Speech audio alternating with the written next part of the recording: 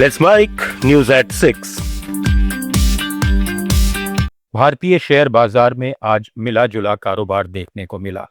शुरुआती दौर में बाजार ने शानदार तेजी दिखाई और सेंसेक्स करीब 700 अंक चढ़कर 74,613 के दिन के उच्च स्तर पर पहुंच गया।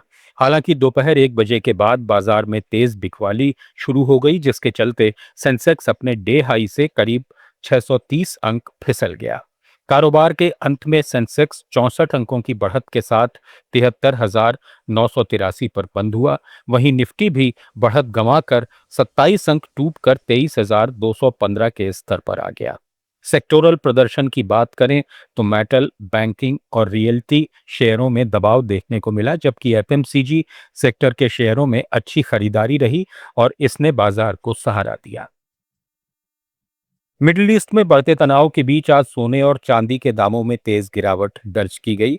India Boolean and jewellers association के अनुसार 10 ग्राम 24 कैरेट सोने की कीमत 4,090 रुपए गिरकर 1,48,000 रुपए पर आ गई, जबकि 1 किलो चांदी 9,658 रुपए सस्ती होकर 2,36,000 रुपए पर पहुंच गई। पिछले 10 दिन में चांदी में 27,000 रुपए की गिरावट आई है, वहीं सोना भी 8,000 रुपए सस्ता हुआ है। एक्सपर्ट्स का मानना है कि जियोपॉलिटिकल तनाव की वजह से निवेशक मुनाफा वसूली कर रहे हैं और नकदी अपने पास रखना पसंद कर रहे हैं। इस साल की शुरुआत से अब तक चांदी अपने ऑल टाइम हाई से 1.5 लाख रुपए प्रति किलो गिर चुकी है, जो हाल के दिनों में कीमती धातुओं में देखी गई सबसे बड़ी गिरावट में से एक है। केंद्र सरकार ने ग्रामीण रोजगार और आजीविका के लिए नई वीबीजी रामजी योजना के तहत 95,692 करोड़ रुपए का अंतरिम आवंटन किया है। इसमें राज्यों को 92,550 करोड़ और केंद्र शासित प्रदेशों को 1,291 करोड़ रुपए दिए गए हैं। उत्तर प्रदेश को सबसे ज्यादा 9,721 करोड़, पश्चिम बंगाल को 8,508 करोड़, आंध्र प्रदेश को 7,707 करोड़, तमिलनाडु को 7,585 करोड़ और बिहार को 6,715 करोड़ रुपए मिले हैं। केंद्र प्रशासन और सोशल ऑडिट के लिए अतिरिक्त 1,850 करोड़ रुपए रखे गए हैं।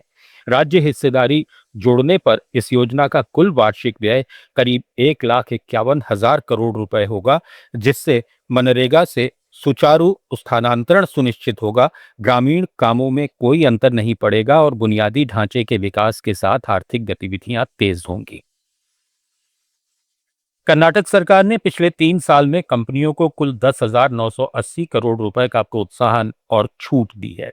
उद्योग मंत्री एमबी पाटिल ने बेंगलुरु में कहा कि आमतौर पर 500 करोड़ रुपए से ज्यादा निवेश करने वाली कंपनियों को प्रोत्साहन उपलब्ध कराया जाता है, जिससे राज्य में बड़े पैमाने पर औद्योगिक निवेश आकर्षित हुआ है।